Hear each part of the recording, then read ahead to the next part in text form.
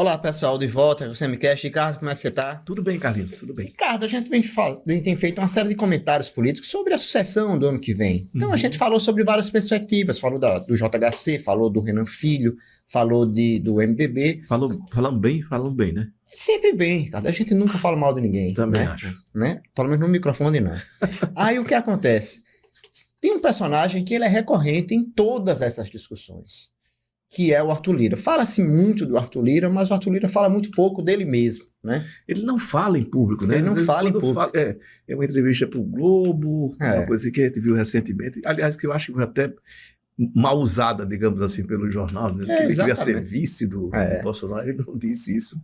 Mas, assim, fato concreto, como você fala, é uma frase, fato concreto é que quando o Arthur Lira saiu da Câmara, a gente tinha aquela dúvida, qual o tamanho do Arthur Lira, ele deixando a presidência da Câmara, né? E qual vai ser o papel do Arthur Lira no processo eleitoral aqui em Alagoas? É pré-candidato a senador, mas ele é candidato a senador mesmo? Quer dizer, tem uma série de questionamentos acerca da posição do Arthur Lira. E eu divido com você e peço a sua opinião sobre isso. O Arthur Lira, qual o tamanho do Arthur Lira em Alagoas pós-presidência da Câmara? Eu acho que o tamanho dele em Alagoas, Carlinhos, depende muito do tamanho dele também lá em Brasília. E ele, Arthur Lira, é esperto demais, é sabido demais para sair de um cargo, como ele saiu de presidente da Câmara, onde esteve por 4 anos, e se tornar um nada. Claro que não. Ao pegar, por exemplo, a relatoria desse projeto de isenção do imposto de renda, né, para quem ganha até 5 mil, que é considerado o principal projeto do governo para a classe média, né? Enfim, tem uma resistência na classe média hoje, o governo Lula, né? Ele se fortalece. E se fortalece pela fraqueza do próprio Lula, que vive um momento ruim. Isso vai mantê-lo, não tem dúvida nenhuma, no centro do poder durante até os meses que sucedem até o final do ano, já que o projeto precisa ser aprovado esse ano para valer no próximo ano. E fato concreto, ele, Arthur Lira, em função disso, também em função disso, vem mantendo todos os cargos que ele tem em Alagoas, e isso, ou seja, vai ao encontro daquilo que eu disse, a força dele em Alagoas depende muito da força dele em Brasília, e ele continua muito forte. Você tem dúvida que o grupo do senador Renan Calheiros, Isnaldo, eu não sei, que o Isnaldo está muito próximo hoje ao Arthur Lira, né? Dizem que o Isnaldo é a ponte. É o MDB do Centrão, né? É o MDB do Centrão. Ele só não, né? O MDB é essa coisa que a gente já falou, não tem nenhuma identidade ideológica clara, porque, em regra, os partidos não têm, fora os partidos de esquerda e fora os partidos de direita, esses que estão no centro ali, o MDB, o PSD, tudo não tem ideologia nenhuma.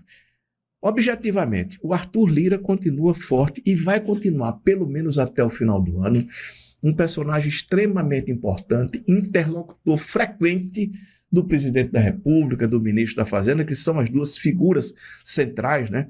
Obviamente, ele não tem mais a pauta da Câmara Federal, mas tem a relatoria de um projeto que, como eu disse, é o que o governo considera mais importante para a classe média. E ele vai continuar sendo paparicado por prefeitos, lá aqui de Alagoas, lá em Brasília, vai continuar sendo um interlocutor de vários setores importantes da economia brasileira, né? O agronegócio, tanto que ele foi cotado, né, até para ser ministro da Agricultura, que eu acho que não vai ser, né? Há quem diga que ainda vai ser, eu duvido muito, acho que o tempo, né, o time para isso acontecer já passou. E, obviamente, o que vai se cobrar de Arthur Lira, eu acho que a população, né?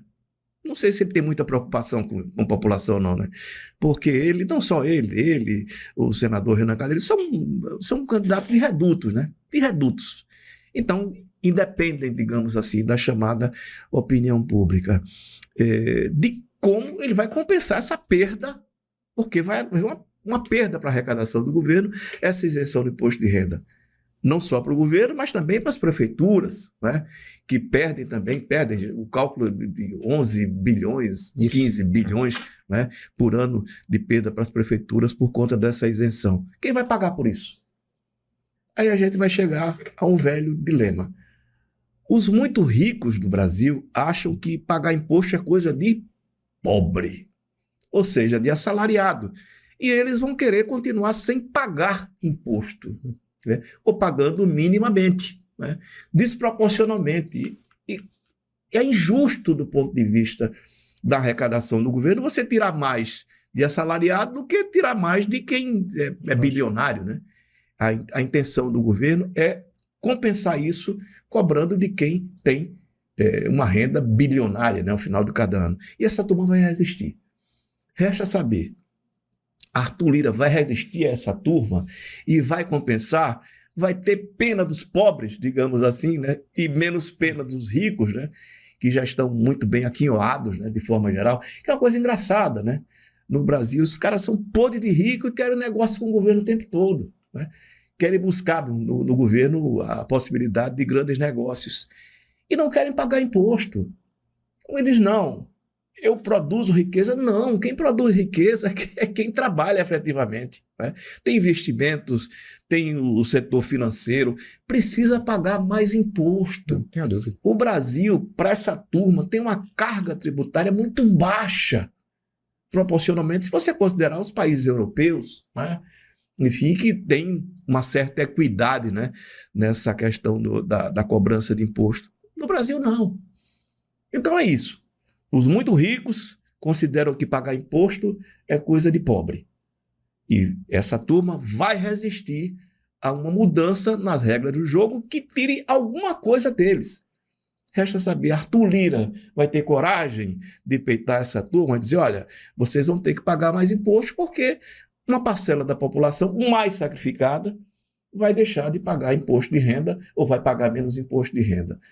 Ou seja, por um lado, é muito bom para ele, porque ele continua sendo esse interlocutor extremamente importante do centro do poder, vai manter, inclusive, os cargos dele, né, federais aqui em Alagoas, mas, por outro, vai ter de responder à sociedade. E, obviamente, o governo mantém a sua ideia e sua proposta de cobrar de quem tem de pagar. E quem precisa pagar e quem pode pagar, e não de quem não pode pagar.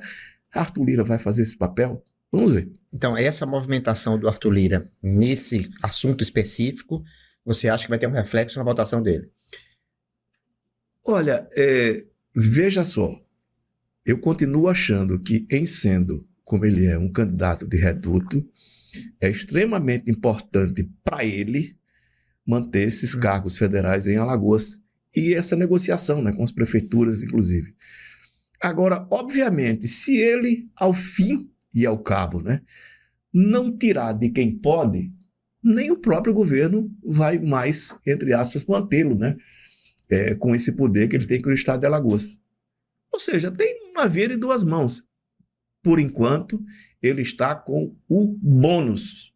O ônus pode vir depois. Perfeito. Mas continua sendo fortíssimo candidato. Forte, não tenha dúvida nenhuma. E assim, eles vão continuar. Aliás, o Renan xinga mais, né? O Arthur Lira, eu não sei, é uma pedra de gelo, como já disse alguém, uma barra de gelo, né?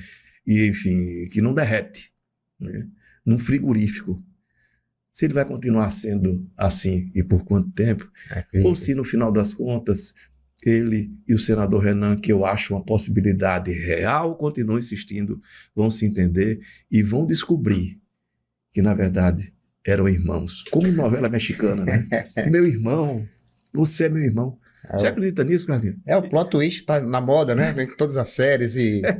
né? Então, mas aí a gente saindo aí do ambiente hollywoodiano para o ambiente alagoano, onde isso é bem mais plausível, né? Pois é, exatamente, é isso mesmo. Então já tá aí a minha deixa para a dica cultural, Ricardo. Vou fazer a ponte já em cima disso.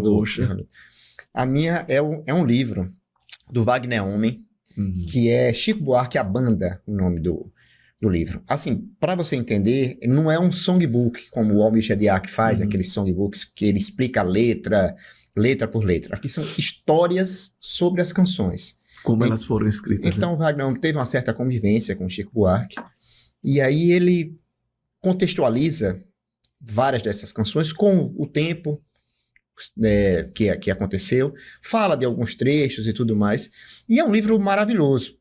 Delicioso. Delicioso, eu li uma vez, mas ele se torna, como você falou aqui antes, um objeto de consulta. Curiosidade, né? Então, exatamente, curiosidade, ele é maravilhoso, fantástico, O próprio Chico Buarque gostou muito. Tá aqui na contracapa, o Chico Uhum. Buarque mandando um e-mail. Parece que o Chico Buarque também não é adepto do Zap, viu, Ricardo? É. Ele mandando aqui um e-mail. Eu acho que ele é esperto. Ele é esperto, né?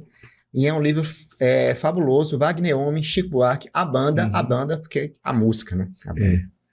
É muito legal. Eu tenho também do Tom Jobim, ele disse que é extraordinário. Na verdade, o Chico Buarque de Holanda, quando o Tom Jobim morre, porque o Chico, uma geração dele, né, é filho de Tom Jobim e Vinícius de Moraes. Tem uma declaração belíssima do Chico em relação ao Vinícius e tem uma declaração belíssima do Chico em relação ao Tom. Ao Vinícius, ele disse que descobriu o que era poesia quando viu na casa dele, olha que privilégio, né?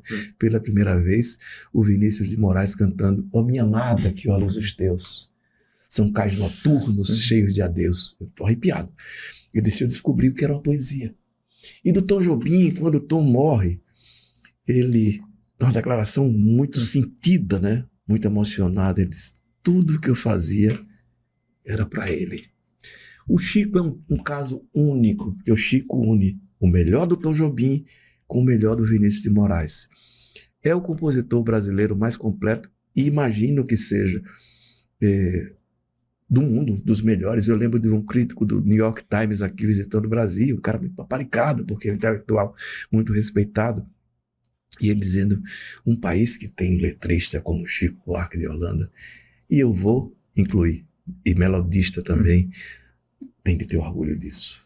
Eu adoro esse sujeito. Eu tenho a obra completa dele, ouço demais, continuo ouvindo, e acho que feliz é um país que tem um Chico Buarque de Holanda como compositor. Perfeito. Mas eu vou fazer indicação diferente, não de livro. Vou fazer de um filme, Cass, do Ken Loach. Eu sei que você gosta muito dele também. Adoro. Que é o mesmo diretor de Eu, Daniel Blake, né?